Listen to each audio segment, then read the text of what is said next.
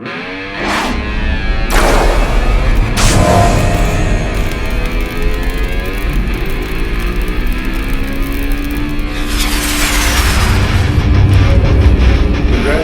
I'm your host, Roger Goodwater. Welcome back to another edition of the Piedmont Football Show with our head coach, Coach Steve Smith. Coach, another big win this past week versus Weaver. We came out firing pretty early in the first quarter. Real pleased with the effort. The guys came out and played really hard.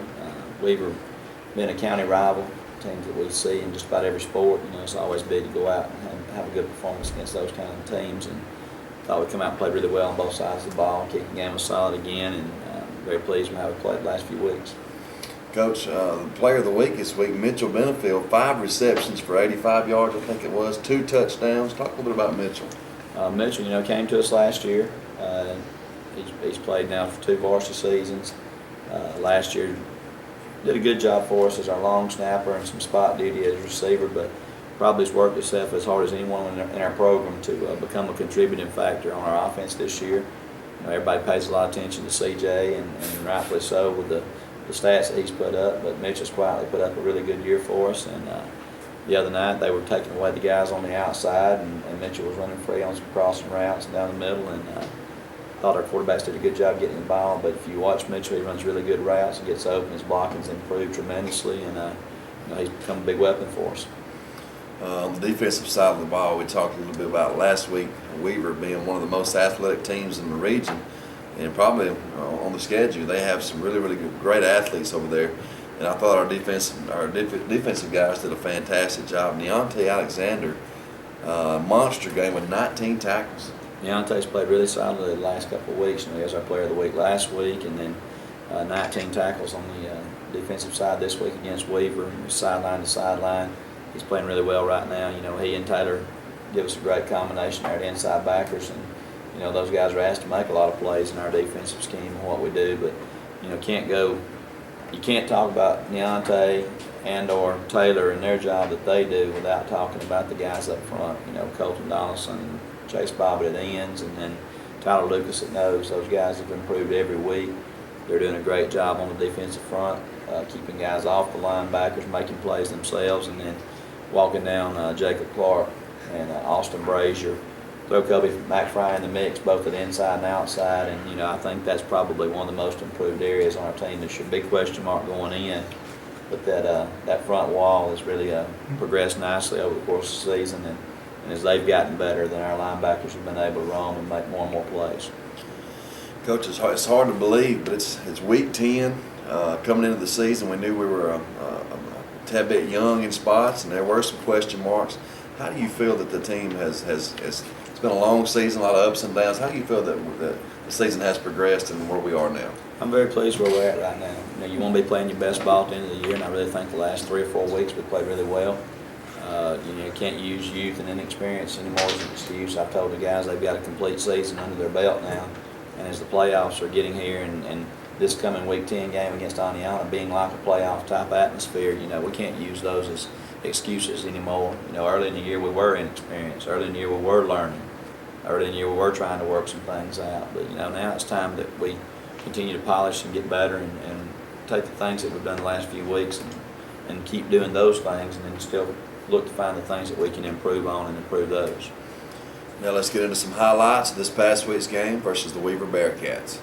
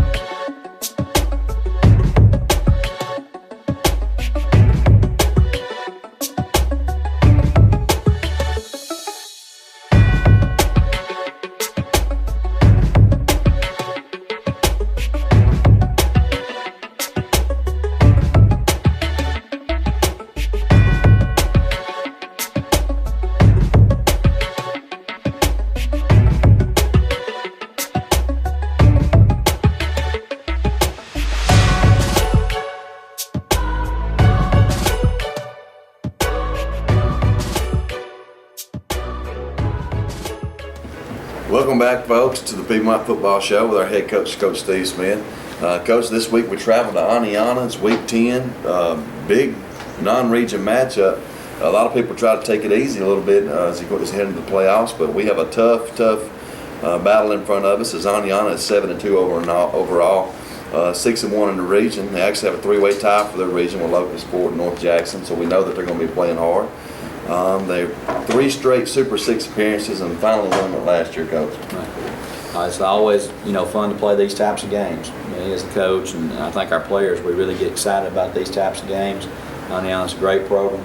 Coach Jacobs has been there 5-6 years now, and it's just worked wonders with them. A lot of tradition at Aniana. They've had some success in the past. For over the past 75-80 years, one of the winningest programs in the history of the state. But they've done a wonderful job here, the last 3 in particular, making those trips to the championship game and then winning it last year, beating Charles Anderson to be the 4A champions. Their seasons kind of went a lot like ours. They're 7-2, 6-1 in the region, just like we are. They opened up with a very, very good Pinson Valley team, and that was one of their losses. Then they lost one in the region, and you watch them on film and you see a team that's extremely well coached. They're not going to make mistakes, not going to beat themselves. And it's going to take one of our best efforts of the year to go up there and come away with a victory. Offensively, Coach, watch them on film. They kind of resemble us in some ways. They like to spread you out, like to run the ball, and they'll pull a guard and a tackle, and they line up in some tight bunch formations and different things. What do you see as our defensive strategy or whatever that we're going to be facing this week? Well, it's going to be a lot like the last few weeks. We went from wing tee to 5 wide, and Aniana's going to be somewhere in between. They do a pretty good job balancing the run and pass. They have capable guys in the backfield. They got some really good receivers, guys with some experience that know how to run routes and get open. And quarterback's done a wonderful job. Their quarterback the state championship team last year, they're playing him at running back this year, and they got another kid at quarterback that is done an admirable job of taking that leadership role and distributing the ball. And they got several weapons on that side of the ball. They got some big linemen up front that do a nice job blocking for them. So definitely be a huge challenge for our defense. A little different from Welborn in the fact it's not strict wing tee. A little different from Westbrook in the fact it's not wide open throwing just about every play. You're going to see more of a pro-style offense on mix of run and pass. And so we're going to have to be really sharp on our keys this week and make sure that we're supposed to be doing what we're supposed to be doing. Coach, defensively, on their defensive side of the ball, they have typically a 4-man front, and they're really, really big. Because they're linebackers, they play typically usually about 7 to 8 yards deep. Well, I think what they do, it's all part of their scheme. They may back up the middle backer a little bit every now and then to walk up the outside guys. They do a great job of taking away the run, regardless of how they line up and regardless of where they start at. Their primary focus is to get as many people in that box as they can to stop the run. And they put their DBs out there sometimes in man coverage, on an island by themselves, but they got really capable guys in the back end and the secondary that do a wonderful job covering. So it's going to be a huge test for us. As we head into the playoffs, Coach, when you play a team like this, I think they had consecutive 39 weeks at number 1 in 4A. What kind of confidence does this game bring the kids as far as playing somebody get ready to go into a playoff season?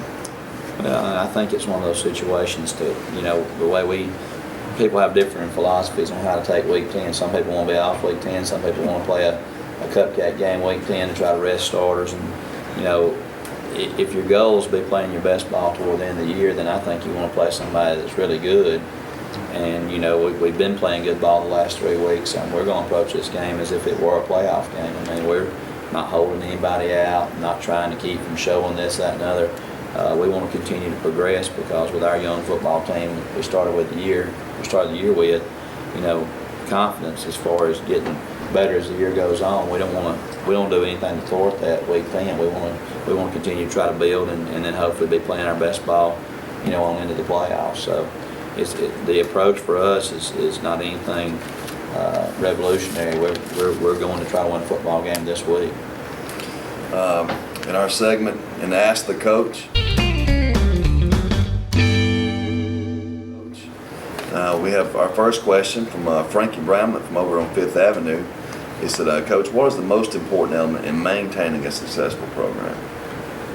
Well, I think you got to have a good, healthy balance of working in the here and now, but also not forgetting the people in the younger groups, the middle school, and even the youth leagues, as far as, you know, trying to get the excitement in those younger levels and getting good instruction there, like we're blessed to have with our Pee Wee coaches and then our junior high coaches that are able to, I guess, grow them up in the system and then pass them on to the varsity. And then, you know, I think you gotta always have an eye on the future as far as what you're trying to do, and not forgetting those people to keep it rolling. You don't want to be good for I tell people a lot of times there's a difference in having a good team and a good program. You want to have a good program because you want that thing to just keep on each year, there being a high level of expectations, and you want to always be in contention for a championship. So I think you got to work in the here and now, but you got to always keep an eye on that future too. One more question, Coach. This one's from Larry Ballou from over on 278.